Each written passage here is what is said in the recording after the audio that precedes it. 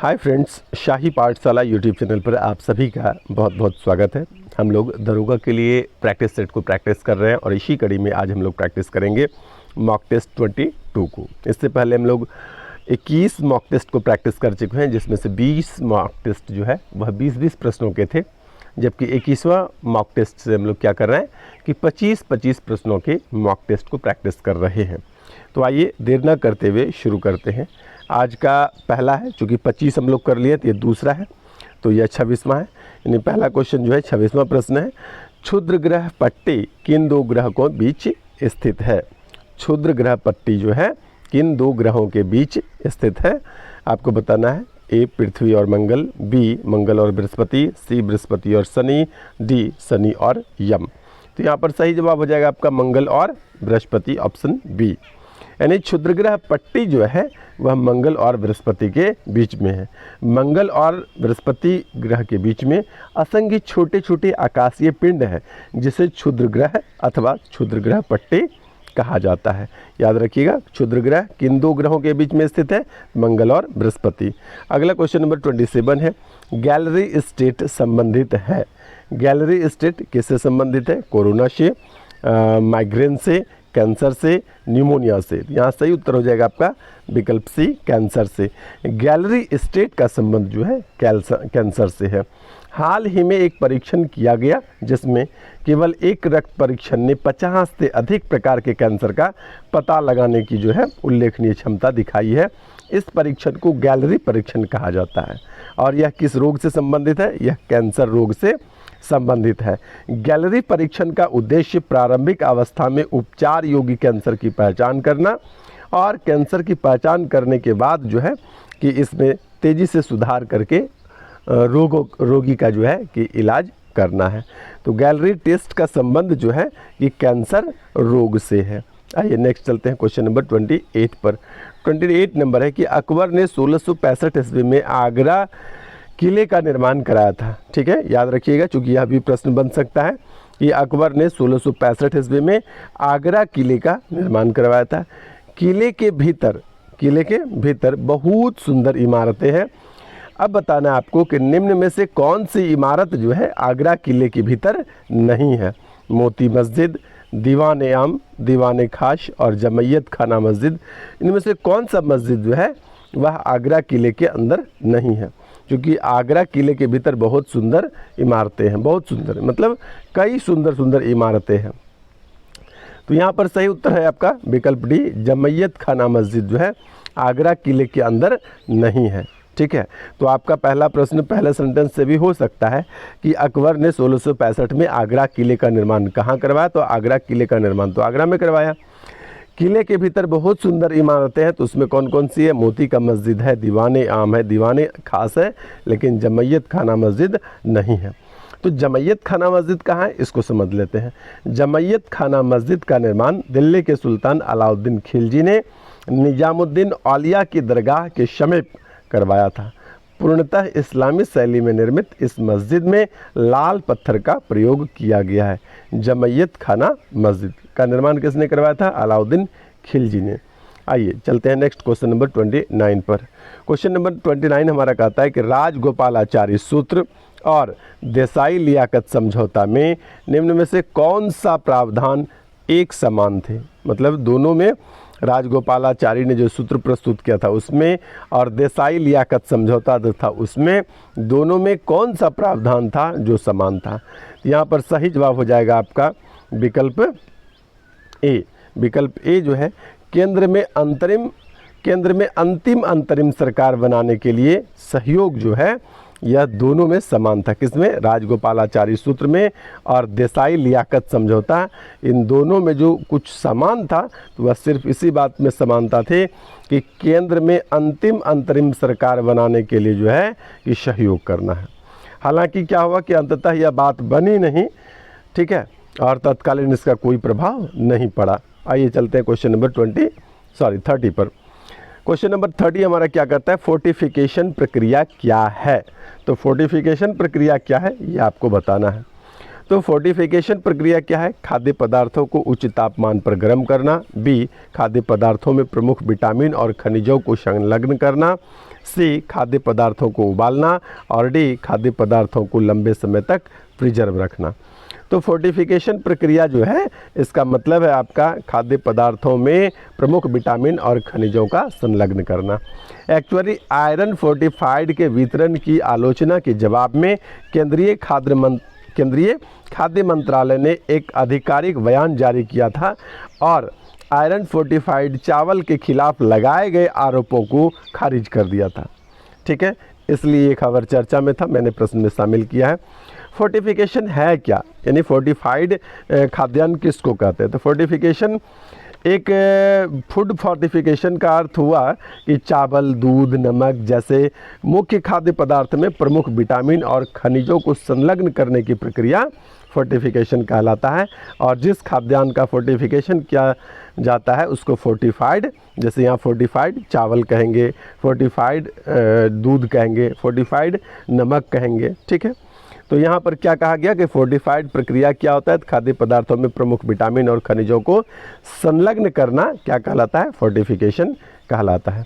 आइए next question है आपका क्वेश्चन नंबर 31।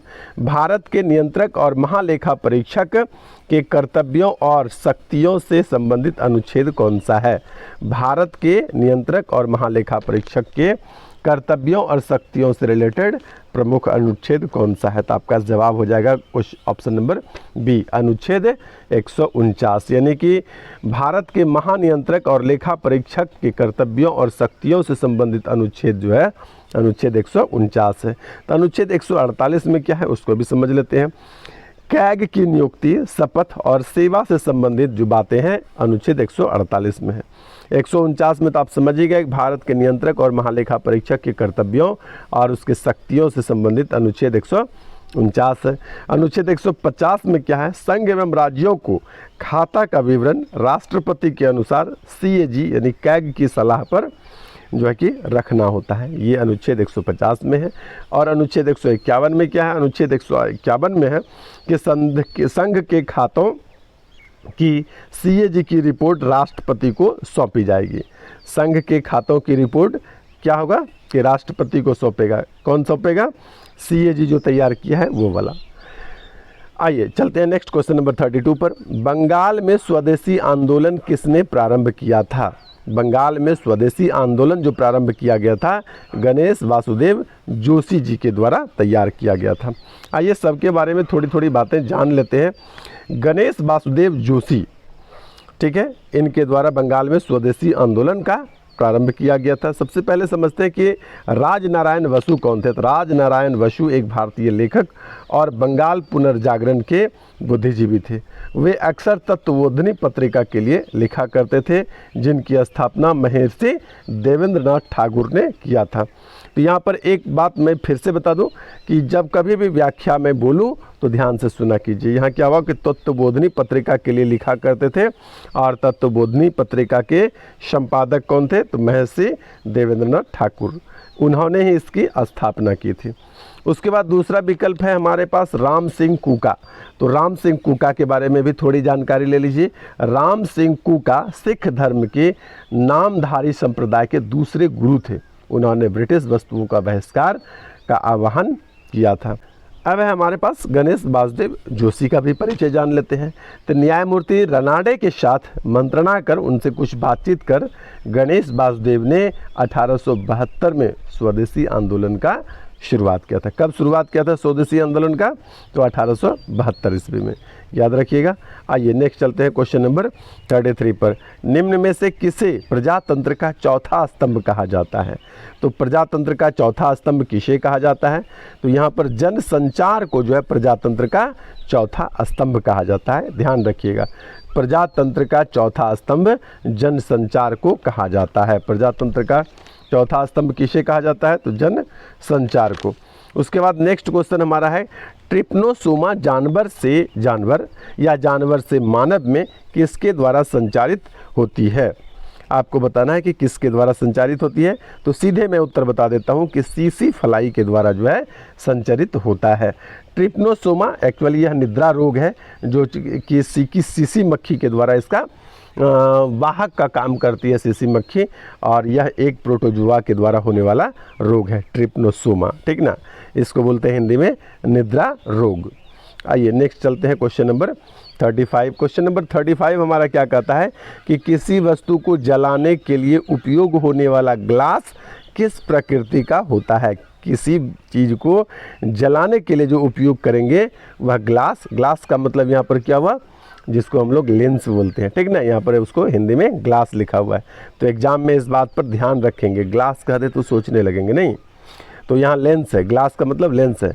किस प्रकृति का होता है, उत्तल लेंस, अवतल दर्पण, उत्तल दर्पण, समतल दर्पण या अवतल लेंस।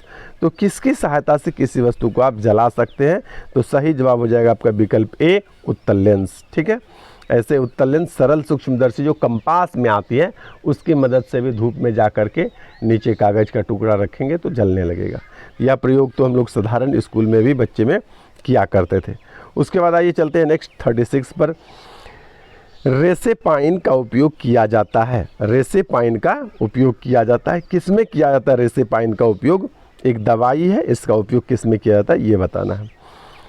4 विकल्प है, इस बार विकल्प सुन लीजिए। रक्तचाप को बढ़ाने में जब आवश्यकता होती है, दर्द निवारण में, सी गठिया को ठीक करने में, और डी अधिक रक्तचाप को कम करने में। तो रेसेपाइन का उपयोग जो है अधिक रक्तचाप को कम करने में किया जाता है। रेसेपाइन का उपयोग अधिक रक्तचाप को कम करने में किया जाता है। नेक्स्ट हमारा क्वेश्चन नंबर 37 है। 37 कहता है कि फिरोज शाह तुगलक द्वारा निर्मित निम्न विभागों में से कौन सा सुमेलित नहीं है। यानी फिरोज शाह तुगलक ने कई विभागों की स्थापना किया था और इनमें से एक विभाग है जो कि फिरोज शाह तुगलक ने निर्मित नहीं किया था। तो यहाँ पर आपका सही उत्तर हो जाएगा विकल्प डी, तुर्कान ए चिहलगानी जो है ये सैन्य विभाग नहीं था और ना ही इसको फिरोज शाह तुगलक ने स्थापित किया था। तो समझ लेते हैं सारी बात को कि दीवान ए बंदगान इसकी स्थापना फिरोज शाह तुगलक ने किया था। दीवान ए बंदगान दास विभाग हुआ करता था। दीवान ए खैरात जो है इसकी स्थापना भी फिरोज शाह तुगलक के द्वारा ही किया गया था, जो दान विभाग था। और दीवान इस्तिहाक जो है, हस्तिहाक नहीं इस्तिहाक होगा, यहाँ पर हर सही होगा। तो दीवान इस्तिहाक जो है यह पेंशन विभाग होता था।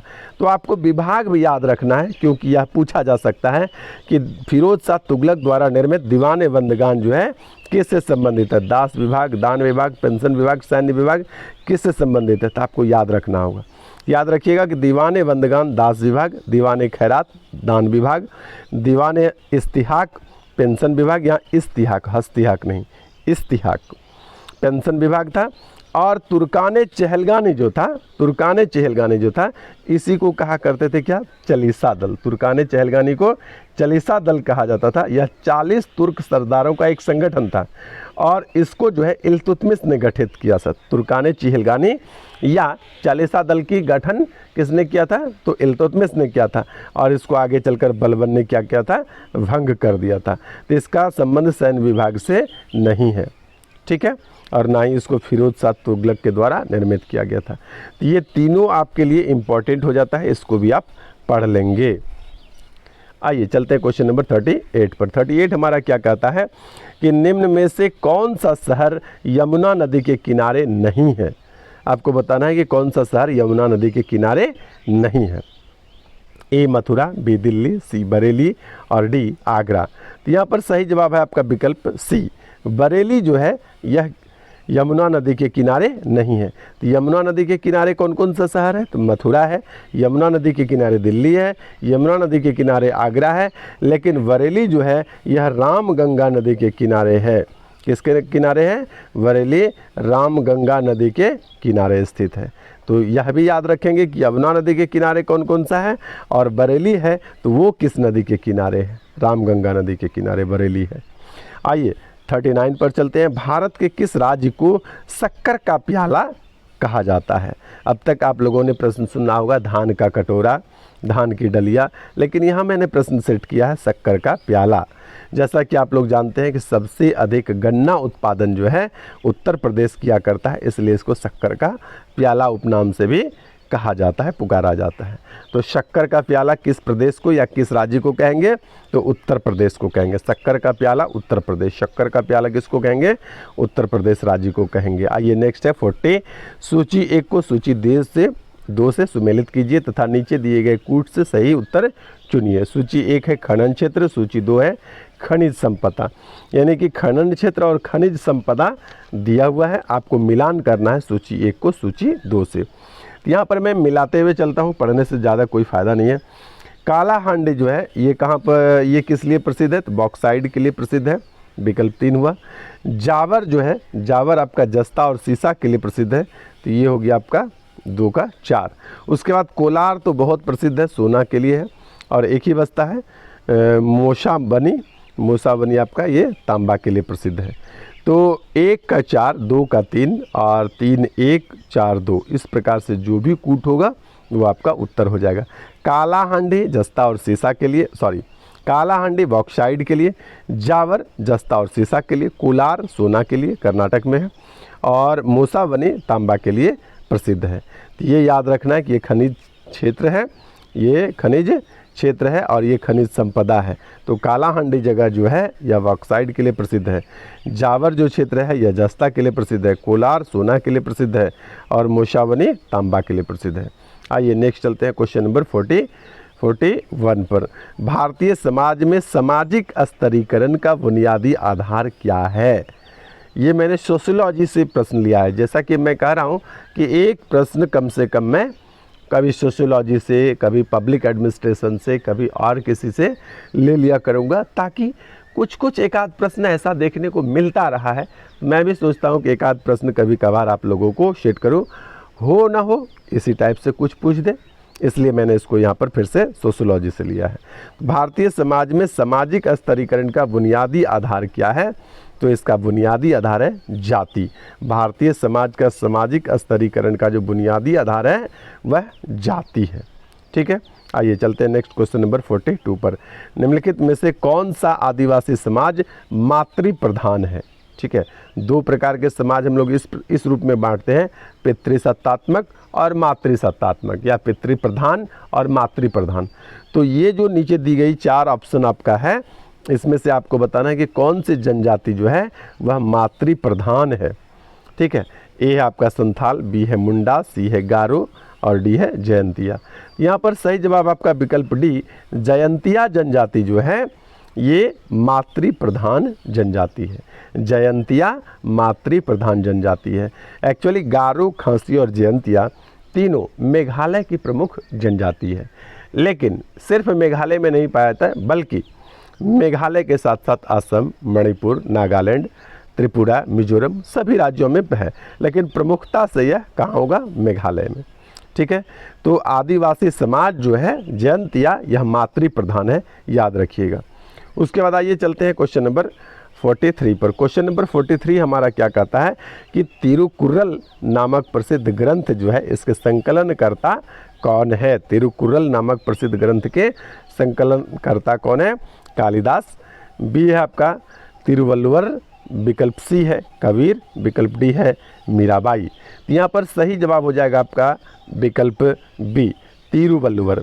तिरुकुरल जो है इसके प्रसिद्ध ग्रंथ जो है इसके संकलनकर्ता तिरुवल्लुवर थे, प्रसिद्ध संत है दक्षिण भारत के लिए। और तिरुकुरल को दक्षिण भारत का बाइबल भी कहा जाता है। तिरुकुरल को दक्षिण भारत का बाइबल भी इसको कहते हैं, तमिलों का बाइबल। तिरुकुरल को तमिलों का बाइबल भी कहा जाता है। तो इस रूप में भी इस प्रश्न को याद रखेंगे कि तिरुकुरल को तमिलों का बाइबल कहा जाता है। कभी पूछा जा सकता है कि तमिलों का बाइबल जो है किस पुस्तक को या किस ग्रंथ को कहा जाता है? तो यह उत्तर हो जाएगा आपका तिरुकुरल। 44 है, यदि किसी वस्तु की मांग धनवान उपभोक्ता द्वारा की जाती है तो सामान्यतः इसकी मांग लोच होगी। तो क्या होगा कि यदि किसी वस्तु की मांग धनवान उपभोक्ता द्वारा की जाती है तो इसकी मांग का लोच क्या होगा? तो सही उत्तर हो जाएगा आपका अधिक लोचदार हो जाएगा। क्या हो जाएगा? इसकी मांग का लोच अधिक लोचदार हो जाएगा। इकोनॉमिक्स से रिलेटेड यह प्रश्न है, और इस प्रकार का लोच से रिलेटेड प्रश्न जो है, लोच का मतलब होता है झुकाव से, कि किस तरह से होगा उसका यदि आप ग्राफ के रूप में समझेंगे तो यह ज़्यादा समझ में आ जाएगा। यदि किसी वस्तु की मांग जो है धनवान उपभोक्ता द्वारा की जाती है तो वह अधिक लोचदार होगा। आइए नेक्स्ट को चलते हैं क्वेश्चन नंबर 45 पर। जब सरकार का कुल राजस्व ऋणों को छोड़कर नियोजित व्यय से कम होता है तो इसे क्या कहा जाता है या इसे कहा जाता है?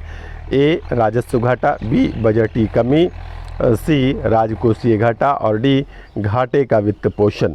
तो यहाँ पर सही जवाब हो जाएगा कि जब सरकार का कुल राजस्व ऋण को छोड़ करके कुल राजस्व नियोजित व्यय से कम होता है तो इसको राजकोषीय घाटा कहते हैं। तो राजकोषीय घाटा किसे कहते हैं ये याद रखिएगा कि कुल राजस्व में, ठीक ना, जो सरकार का कुल राजस्व है उसमें नियोजित व्यय से कम हो जाता है, कुल राजस्व नियोजित व्यय से कम हो जाता है तो इसको राजकोषीय घाटा कहा जाता है। आइए नेक्स्ट चलते हैं क्वेश्चन नंबर 46 पर। भारत में मैंग्रोव वन के क्षेत्र के संबंध में निम्नलिखित को क्षेत्रफल के घटते क्रम में व्यवस्थित कीजिए। कहने का मतलब यहाँ प्रश्न का है कि सबसे अधिक मैंग्रोव वन कहाँ पर है, उसके बाद कहाँ, उसके बाद कहाँ, उसके बाद कहाँ। तो यहाँ पर आपके पास 4 प्लेस का नाम दिया हुआ है। पहला गुजरात है, दूसरा तमिलनाडु है, तीसरा पश्चिम बंगाल है और चौथा अंडमान है और इसको क्षेत्रफल के घटते क्रम में सजाना है। तो यहाँ पर मैं बता दूं कि सबसे बड़ा जो मैंग्रोव वन क्षेत्र है वह सुंदरबन है जो पश्चिम बंगाल में स्थित है। तो 1 नंबर में आपका 3 हो जाएगा। उसके बाद दूसरा आपका गुजरात यानी कि ये हो गया। उसके बाद तीसरा है अंडमान निकोबार और चौथा है तमिलनाडु। तो क्षेत्रफल के घटते क्रम के अनुसार पश्चिम बंगाल, गुजरात, अंडमान निकोबार द्वीप समूह और तमिलनाडु जो है ये आपका मैंग्रोव वन के घटते क्षेत्रफल को प्रदर्शित करता है। विकल्प ए। मैंग्रोव वन होता क्या है? एक्चुअली मैंग्रोव वन झाड़ियों से निर्मित वन होता है, ठीक है, उसमें झाड़ियाँ अधिक से अधिक होती है, उसको मैंग्रोव वन कहा जाता है। आइए चलते हैं नेक्स्ट क्वेश्चन नंबर 47 पर। 47 हमारा कहता है कि हाल ही में, ये करंट अफेयर्स से रिलेटेड प्रश्न है, हाल ही में विश्व बैंक ने वित्त वर्ष 2024 के लिए भारत की जीडीपी वृद्धि दर कितने प्रतिशत रहने का अनुमान लगाया है? इकोनॉमिक्स से रिलेटेड मैक्सिमम प्रश्न आपको करंट अफेयर्स से रिलेटेड पूछा जाता है। ट्रेडिशनल टाइप के इकोनॉमिक्स को कम से कम पूछा जाता है, इसलिए यह इकोनॉमिक्स है और करंट अफेयर्स भी है। तो हाल ही में विश्व बैंक ने वित्त वर्ष 2024 के लिए भारत की जीडीपी वृद्धि दर कितने प्रतिशत रहने का अनुमान लगाया है? तो विकल्प ए यहाँ पर सही है, 6.3% रहने का अनुमान लगाया है। विश्व बैंक ने लगाया है इसलिए यह ज़्यादा इम्पॉर्टेंट हो जाता है। ध्यान में रखिएगा कि 6.3% विश्व बैंक ने भारत की जीडीपी वृद्धि दर रहने का अनुमान लगाया है अगले वर्ष 2024 के लिए। आइए नेक्स्ट चलते हैं 48 प्रश्न पर। हाल ही में स्पेनिश ग्रैंड प्रिक्स 2023 का खिताब किसने जीता है? तो स्पेनिश ग्रैंड प्रिक्स ये फार्मूला 1 रेस है और इस रेस में सबसे जो प्रथम स्थान का खिताब है वह मैक्स वर्स्टैपन ने जीता है। पहले जो है कि लुइस हैमिल्टन काफ़ी आगे थे, लेकिन अब पिछले साल से देखा जा रहा है कि मैक्स वर्स्टैपन जो है इन्होंने अधिक खिताब को जीता है। तो स्पेनिश ग्रैंड प्रिक्स 2023 का खिताब जो है मैक्स वर्स्टैपन ने जीता है, याद रखिएगा। आइए क्वेश्चन नंबर 49 पर चलते हैं। 49 हमारा कहता है कि भारत का पहला 3x प्लेटफॉर्म विंड टरबाइन किस राज्य में स्थापित किया गया है? भारत का पहला 3x प्लेटफॉर्म विंड टरबाइन जो है यह कर्नाटक राज्य में स्थापित किया गया है। 3x विंड टरबाइन का मतलब क्या हुआ कि यह हवा से भी टरबाइन को घुमाकर जनरेटर के द्वारा क्या होगा कि विद्युत उत्पन्न किया जाता है। यहाँ पर सोलर लाइट भी होगा और यहाँ पर जो है कि बैटरी के द्वारा भी विद्युत उत्पन्न किया जाएगा।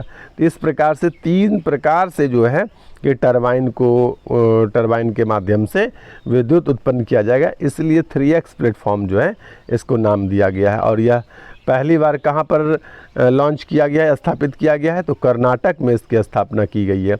क्योंकि जो भी वायु के द्वारा जो टरबाइन घुमाया जाता है वह तटवर्ती क्षेत्र में ही संभव है, क्योंकि सागरीय महासागरीय क्षेत्र में क्या होता है, तटवर्ती क्षेत्र में हवाएं तेज चलती है। तो याद रखिएगा कि पहला 3D platform wind turbine Karnataka राज्य में स्थापित किया गया है। आइए चलते हैं आज के अंतिम प्रश्न पर, 50वें नंबर प्रश्न पर। हाल ही में किस देश ने अपनी पहली हाइपरसोनिक मिसाइल फतह को लॉन्च किया है? अक्सर जो क्रूज मिसाइल है, हाइपरसोनिक मिसाइल है, इस प्रकार के मिसाइल का परीक्षण यदि होता है तो करंट अफेयर्स में कई बार देखा गया है कि इसको पूछ लिया जाता है। इसलिए यहाँ भी मैंने फतह को शामिल किया है। और फतह का जो अनावरण किया है, लॉन्च किया है, वह ईरान ने किया है, ठीक ना। ईरान बहुत तेज़ी से अपने हथियारों की वृद्धि कर रहा है और वह अमेरिका और इजराइल जैसे देशों को टक्कर देना चाहता है। उसका आंतरिक रूप से सहयोग जो है कि रूस से प्राप्त होता रहता है। तो याद रखिएगा कि फतह नाम का जो हाइपरसोनिक मिसाइल है, इस हाइपरसोनिक मिसाइल फतह का जो परीक्षण किया है, लॉन्च किया है, यह ईरान ने लॉन्च किया है। तो इस प्रकार से शाही पाठशाला के साथ नियमित रूप से बने रहें। आज के लिए इतना ही, धन्यवाद।